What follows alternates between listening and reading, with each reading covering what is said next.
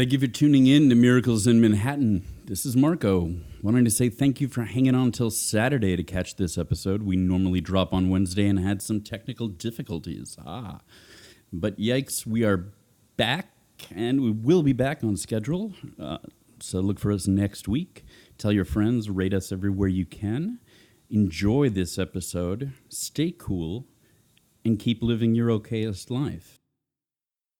I am upset because I see something that is not there.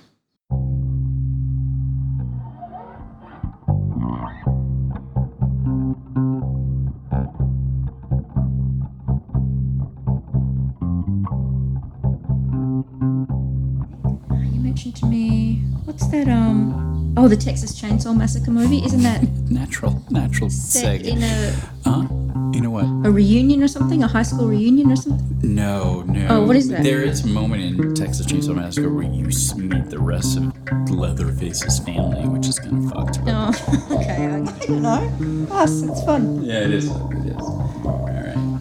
And yeah, all right, we're hot. Hot mics. We are hot. We are hot. Hot mics.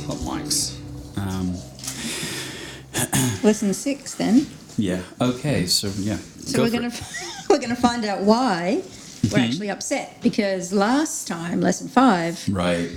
we found out that we are never upset for the reason we think, and so the reason we're upset is lesson 6.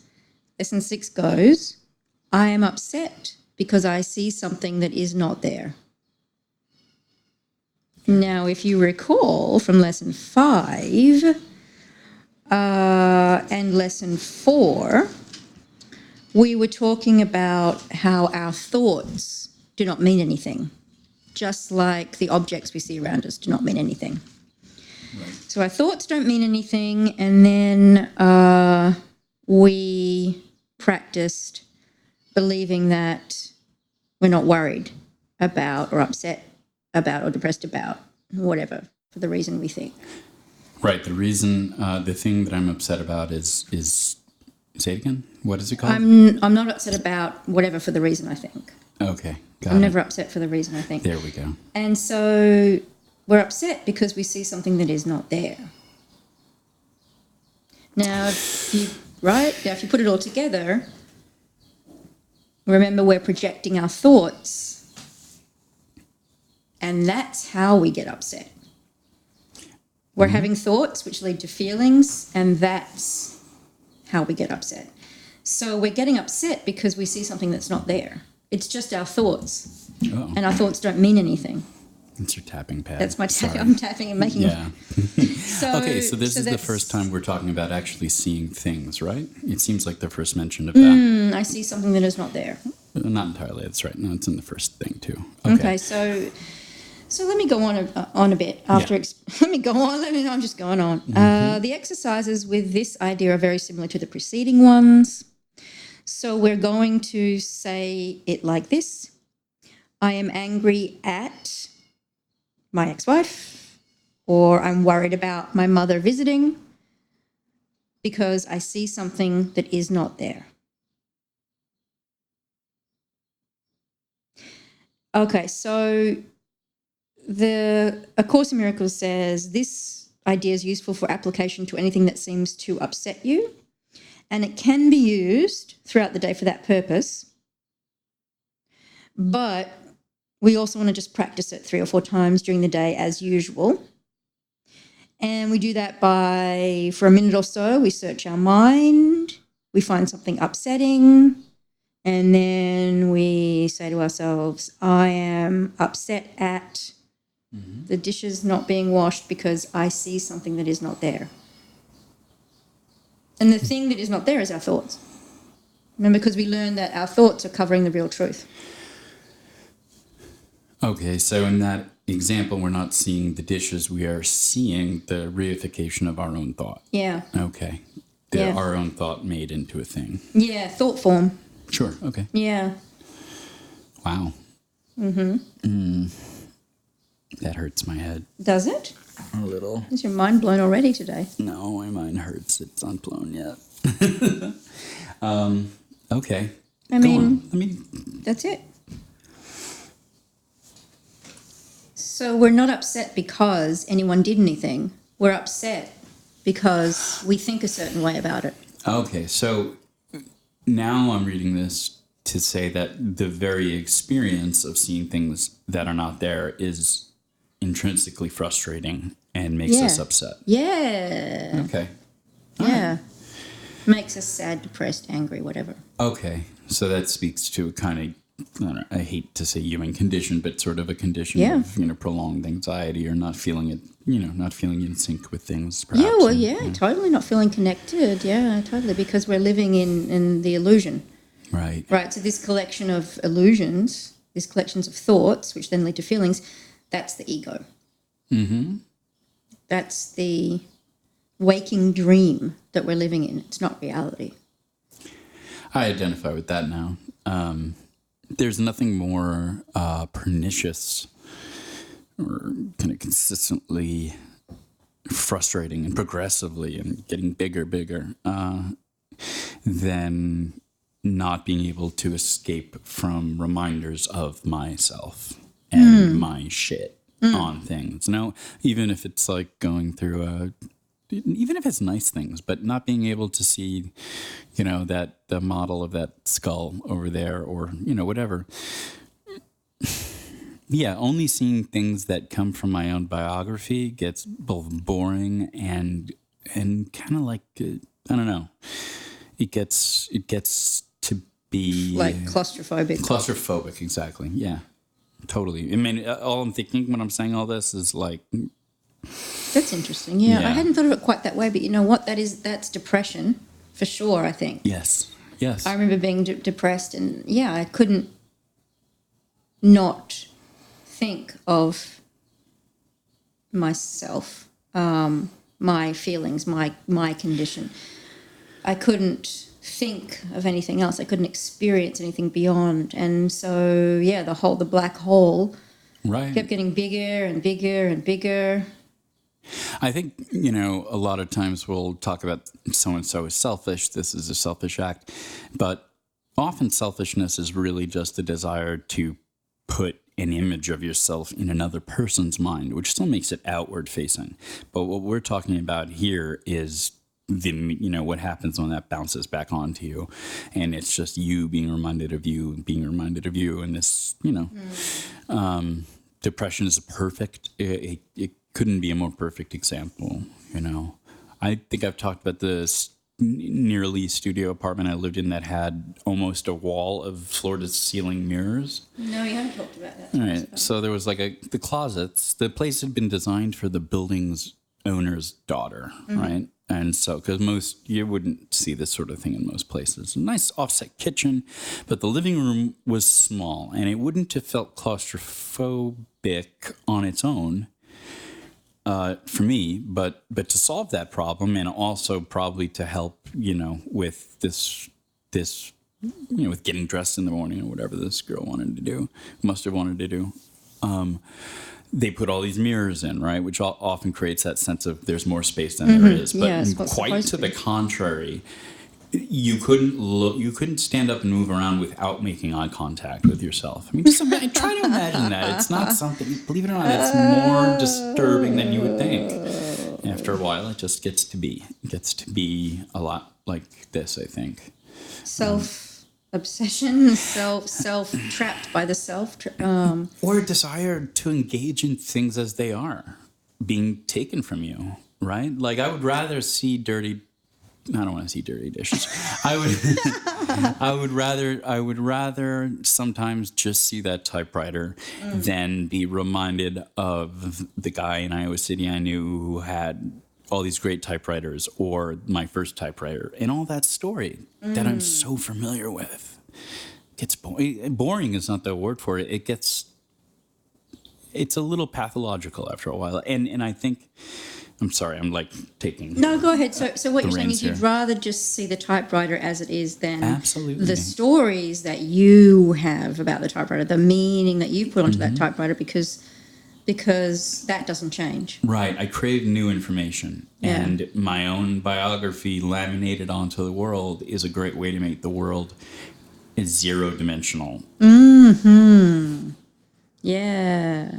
that's great. That provides us with a motivation for this work. Right. So it's freedom from, well, boredom, or whatever we're talking about. Freedom from frustration, freedom from angst, and misperception. Well, yeah, that's essentially it. When you move into a new neighborhood, it's that first month or so that you're there is, I'm not going to say it's like the best time, but it's the most unique time during the whole time you'll live in that neighborhood, because everything is, it's not like you've never seen a florist before, but you know, that is new to you and this is new to you, and you want to sort of, it awakens feelings of discovery, and It's energizing. Yeah, and life feels less scripted. Yeah, absolutely. And I think that's why a lot of people do. Life feels less scripted that way. That's part of why I moved to New York City, because it's changing all the time. Right. And I sort of thought of it as traveling without having to go anywhere. How do you mean that New York is changing all the time? I mean, I can see a lot of ways that it just does. I mean, restaurants come and go, people come and go, jobs come and go. You know, the people are coming through and leaving all the time, bands and exhibits, and neighborhoods is changing. I mean, the place where I grew up changes so slowly. Is that right? Yeah. And where was that? Perth. Western Australia. I've seen movies that have Perth in it. Huge mining town on the edge of the desert. Isn't there a Mel? Won't go Mel there. Gibson. Movie about Gallipoli. Well, Gallipoli, yes, they do come from Western Australia. I thought you were going to say Mad Max, which kind of looks like a Western Australian desert. And then there was a recent one where they where it was the end of the world. The Viggo Mortensen movie? No, it was like a small, independent, I think, Australian movie, but which was actually very good. Yeah, it's a very good movie. But yeah, so I wanted all of that changingness, but that was, of course, before I started on this spiritual journey, and so perhaps if I had been able to evolve to this point, I wouldn't have felt that need. Not that I'm sorry I came here at all. I love it, but I'm just sort of contemplating, you know, if I could have seen reality, if I could have seen things for what they are as opposed to what I was projecting onto them, which was the same thing all the time, then perhaps, you know, things would be different. For sure. I drank a lot to make things in a very small town not be more interesting, but be less sticky with less sticky with you know, the recent past, the past of the last 5 years, you know, or anything, or less reflective, you know, less mirror like. There's lots of ways to there's lots of ways to do this work besides this book, but this is probably the one least likely to land you in the hospital. This book, and I think it's great because one builds upon the other, and it's not a dangerous way to do it. Yeah. All right, so that's lesson 6. A few times a day we take a minute, we search our mind for something that is upsetting, and we say to ourselves, I am angry, depressed, worried, whatever, at whatever, because I see something that is not there. Right. And I think we're getting a little better with this, but we're going to try, when this episode drops, to post about that in the Facebook group. And if you want to share top-line experience of something like this, either when maybe you have sought out something new to avoid this feeling, or where you succeeded in, or you tell people what they should post about. What am I talking about? No, that's great. Or questions, anything. I've set it up so that there's a unit. It's called a unit for each lesson. So we can talk to each other about each lesson. So we can go deep, and we don't have to start a new thread every time. We can. Oh, that's good. We can just find the lesson. Yeah, it's cool. Yeah. Right. Okay, do you feel comfortable with that count of lesson 6? I do. Okay, great. Let's, shall we look at lesson 7? Yeah, sure. Okay, right. So lesson 7 goes like this. I see only the past. Dum, dum, dum. Called it. Totally called it. I totally called Well, it. you knew that was going to happen? I think that's what I just said. Yeah, man. Whenever you're seeing things that aren't there, you're generally seeing something that has to do with you. And since you can't see the future, God damn it. Yeah, it's gonna be the past distorted. All right, Yeah. I'm now explaining this, and I don't go mean ahead. to be. Well, no, but that's great because we've come up to lesson 7 and you're getting it. I'm getting it. Yes, I'm getting it. Which is good because we all should be. It's showing it's working. I see only the past. So this is the lesson's explanation. This idea is particularly difficult to believe at first, yet it is the rationale for all of the preceding ones. It is the reason that nothing you see means anything. It's the reason you've given everything you see the meaning it has. It is the reason you do not understand anything you see. It is the reason your thoughts do not mean anything. It's the reason you're never upset for the reason you think. And it's the reason why you're upset because you see something that is not there. So look at a cup, for example. Do you see a cup, or are you merely reviewing your past experiences of picking up a cup, being thirsty, drinking from a cup, feeling the rim of a cup against your lips, having breakfast, and so on? So, yeah, you're absolutely right. And you said last time that you'd rather see the typewriter for what it is than the stories that you have about it, which come from the past. Right. So, I mean, that's it. That cup example is a little strange to me. Oh, yeah? Yeah. I know that I handle a cup the way I do because I've learned how to hold a cup. This cup is kind of odd shaped if you look at it, so I had to kind of master it. It was pretty good. I took care of that in a couple weeks. But I don't know. Do I really? I don't know. I don't know if I buy that part. You see only the past? Do you really see only the past when you look at the cup? Is that what you're asking? Right. Well, yeah. When I use it, I don't know that this applies. When I see it, though, it's true. I do see the moment I first saw this, how it made me feel, the design of it, what appealed to me about it, stuff like that. I mean, that's because every cup in my house is different, so it kind of is part of it. But so, if you come into my place and you use a cup that you haven't seen before, yeah. How are you seeing only the past? Is that your question? Oh no, I was just talking about this cup, and I think the book said when you sip from it, aren't you just experiencing your past sippings or something like that, right? Kind of, yeah. Right. I don't get that necessarily, but then again, you know what? That doesn't mean. Well, the course goes on to say, like, how else would you know whether or not that kind of cup would break if you drop it? How would you know how to use it except that you've had past experience with cupness? I think I would love to engage the cupness of this cup, but I don't believe the noumenon of this cup is available to me in my present state. It says, the course says you would have no idea what this cup is except for your past learning. Sorry, I was engaging cupness. So do you then really see it? Do you really see it? If you already know, well, you already knew that. If you already knew that it would break, I was sort of not sure. I was sort of not sure. All right. You're right, though. You're right. You're absolutely right. I get it. I do. I think because it feels so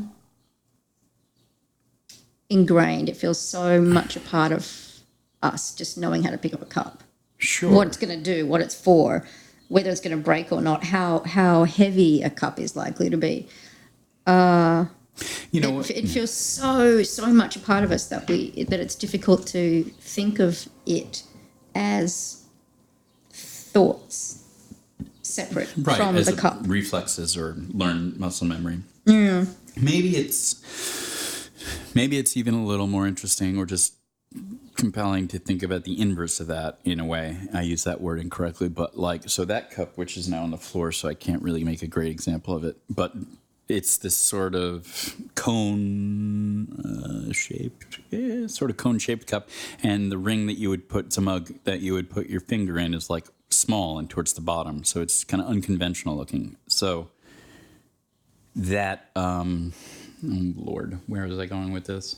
So a lot of things that are designed that are designed forward don't resemble, the things that we use every day. They end up being like sort of perfect for the task that they are, because they aren't shaped. They're not like, most cups are not ergonomic, let's say. Okay, yeah. Right? And so when we see an object that a lot of thought has been put into, it tends to look different. And it's funny that something that is designed for us to use with perfect engagement feels alien. Yeah. I don't know. Yeah, no, that's interesting. So that's great design, isn't it? When something is reimagined in an even better way. Oh, totally. I mean, that's interesting. So the best designers perhaps have had to not see the past in the object anymore. Right. They have to see the present in order to make it better about it, because they can't be trapped by the past, or they wouldn't be able to reimagine it. Yeah, I couldn't agree more. I couldn't. And I think on parallel to that is, great design also comes from when you are freed of when you have constraints, but are also freed from some constraints or freed from required input. So I've been checking out, really into people who redesign movie posters. Just according to how it really, how they would want to see it done. Oh, interesting. And so you remove both the studio input or your asshole boss's input. Okay. And, you put in your own design aesthetic and then something visually clever, and it looks so cool. Most of these, I highly recommend Googling something along the lines of a poster or fan poster. Well, you can post the link. Yeah. In the Facebook I could group. do that. Okay. You can. If you can guess what the link is. You can post it. I can post it. We'll totally post it. Yeah, all right. So I see only the past. So let me read a little bit more from the text. So this is from the supporting text, right? So A Course in Miracles combined volume, it has a bunch of stuff in it. One is the workbook from which I've been reading the lessons, and one is the text, which explains the underpinnings of all this. So this is from page 250 of the text. And it's from section 6, Finding the Present. To perceive truly is to be aware of all reality through the awareness of your own. The past has no reality in the present. I don't want to, I read all of it. I'm just pulling out a few little gems. And it tells us that we consider it natural to use our past experience as the reference point from which to judge the present. Yet this is unnatural because it is delusional. When you've learned to look on everyone with no reference at all to the past, either theirs or yours as you perceived it, you will be able to learn from what you see now. So this is applying lesson 7 to people. Okay. Right? So imagine, you go into a wedding in your hometown, and you haven't been back there for 10 years. Right. And you walk into that experience and you have your past with you. That's how you're going to start. You feel it, you think it's natural to relate to everybody from the perspective of the past. But what if we walked in there and we didn't do that? And we related to everyone just right now in the present moment. In the how much ritual context. More of that interesting moment. and fun and free would that be? And we could truly learn then from the present, in the present. Mm-hmm. I think you mentioned to me, what's that? The Texas Chainsaw Massacre movie. Isn't that natural set seg? in a You know what? A reunion or something? A high school reunion or something? No. Oh, what is that? There is a moment in Texas Chainsaw Massacre where you meet the rest of Leatherface's family, which is kind of fucked. But Oh, okay. I guess. No. High school reunion. Thinking. Carrie has that sort of in it. There's a high school. Yeah, I'll tell you. Here's my example though, and it comes back to I guess here's the sunny side of my. So at the beginning of the marriage, one of the best parts of it was when we got married, and the way we did it. We did it at a park on the water at the end of the street my folks live. So on the cheap, right? And we brought my friend Caroline, who's a Buddhist priest, in, and we contributed some of the ideas and even some copy. And then she wrote some original things, and then there was traditional Zen elements to the wedding. Okay, so you had a pastiche of things. Yeah, right. And it was a pastiche. It was about our relationship to the religion we practice, et cetera, et cetera, et cetera. However, this took place on the South Shore of Long Island, and every person there who wasn't like a friend of ours, Catholic, boom, period, the end, right, had maybe been to outdoor weddings because it's more popular, but Catholics really aren't supposed to get married outside of a church. Oh, right, they inside the church, literally. Right.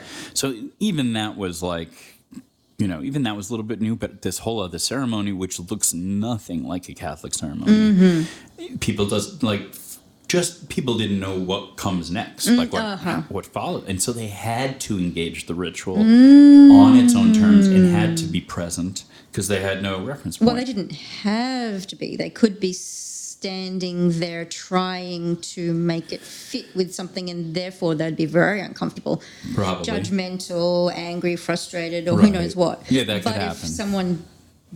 But I think it would it gives you the choice to engage, or it would encourage, or it would evoke and invite engagement in the present. Totally. And if you want to accept that invitation, that'd be awesome. Yeah. Which I'm thinking a lot of people did from what you were saying. I suppose you don't know. Yeah. I mean, it was a lot of, it was weird. My ex was from out of town, so her family did come. Some friends came. Some of our mutual friends came, and it was a lot of my family, which is kind of big. But the end of the story is that a lot of people took me and probably her, and definitely us aside, and simply said that that was a cool wedding. That was a neat wedding. That was a wedding about love. Right? So I think it's for these reasons that they had that reaction. So they did accept the invitation to engage in the present. Yes. Yeah. Yes. Oh, I thought, yes. They accepted both the invitation to the wedding and the invitation to engage. Yeah. I am slow. Yeah, totally. Yeah. Excellent. All right, so let's recap this. So lesson 7 is I see only the past, and we're going to do the same thing as we have been doing. We're going to do it 3 or 4 times during the day, and just for a minute each, and we're going to look around. We're going to say, I see only the past in this pencil. I see only the past in this shoe. I see only the past in that face. I see only the past in that body, and so on without discrimination. That's our practice for today. That's wonderful. Awesome. And so give us a preview of the next lesson. Tease it.